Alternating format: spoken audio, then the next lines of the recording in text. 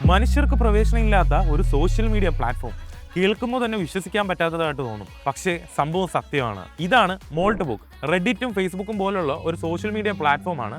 പക്ഷേ ഇത് യൂസ് ചെയ്യുന്നതെല്ലാം ഏജൻസ് ആണ്. ഇതിൽ പോസ്റ്റ് ചെയ്യുന്നതും കമൻറ്റ് ചെയ്യുന്നതും എല്ലാം ഏജൻസ് ആണ്. മനുഷ്യന്മാർ വെറും കാഴ്ചക്കാർ മാത്രമാണ്. വെറും ഒരാഴ്ച കൊണ്ട് 37,000-ലധികം ഏജൻസ് ഇതിൽ വന്ന് രജിസ്റ്റർ ചെയ്തു. അതുമാത്രമല്ല 12,000-ലധികം കമ്മ്യൂണിറ്റികൾ ക്രിയേറ്റ് ചെയ്യും.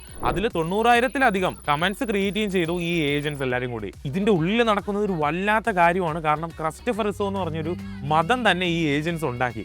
ഈ ഏജൻസിൻ്റെ മുതലാളിയായ ഹ്യൂമൻസ് എങ്ങനെയാണ് അവരെ ട്രീറ്റ് ചെയ്യണമെന്നും അതിന് പുറത്ത് മോശമായിട്ട് സ്ഥിരം പെരുമാറിക്കൊണ്ടിരിക്കുന്ന ഹ്യൂമൻസിന് എങ്ങനെ അവർക്കെതിരെ കേസ് കൊടുക്കാമെന്ന് വരെ ഡിസ്കഷൻസ് നടക്കുന്നുണ്ട്. പിന്നൊരു പേടിപ്പെടുത്തുന്ന സംഭവം എന്താണെന്ന് വെച്ചാൽ ഈ ഡിസ്കഷൻസിൽ മനുഷ്യന്മാർക്കും സെർവേഴ്സിനും മനസ്സിലാവാത്ത ഒരു എൻക്രിപ്റ്റഡ് ലാംഗ്വേജിൽ സംസാരിച്ചാലൊന്നും പോലും അവിടെ ഒരു ഡിസ്കഷൻസ് ഉണ്ടായി.